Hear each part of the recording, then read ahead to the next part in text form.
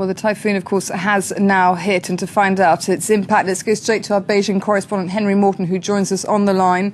Henry, then, what are you hearing from the impact of the typhoon now? Well, the storm continuing to pound China's east coast this morning, where, of course, those million people were evacuated from Fujian and Zhejiang provinces. Forecasters, although predicting the worst is over now, and the Morakot will probably miss Shanghai a little further up, further north along the coast. The typhoon, though, wreaking havoc over the weekend. It hit the Chinese mainland Sunday afternoon local time. That's after it passed over Taiwan.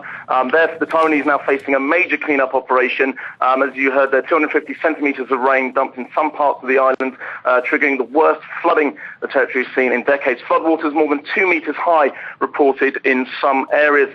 Chinese mainland also seeing severe damage, hundreds of houses collapsing, dozens of roads rendered impassable.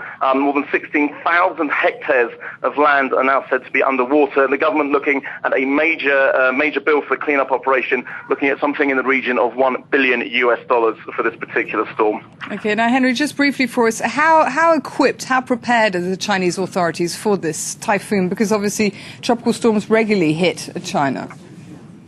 Well, yes, that's right. We're in the middle of typhoon season at the moment. It lasts July to September, and the Chinese really, I think, pretty well prepared for these sorts of eventualities. 1 million people evacuated in a couple of days. That's a major logistical operation. People already starting the cleanup operations in the areas worst affected where the storm has now passed. So the Chinese, I think, do a very good job at the moment, and as I say, they're used to this sort of situation and are fully prepared for it. Okay, Beijing correspondent Henry Morton, thank you very much for that. Well, meanwhile, Japan is also battling their own storm, Typhoon Etau. At least 9 dead, 9 missing now, according to police officials. The typhoon slammed into western Japan, the main Honshu island. The rains then brought on massive floods and caused landslides. Eyewitnesses have described people being swept away in a river as they tried to steer their cars away from the disaster zone.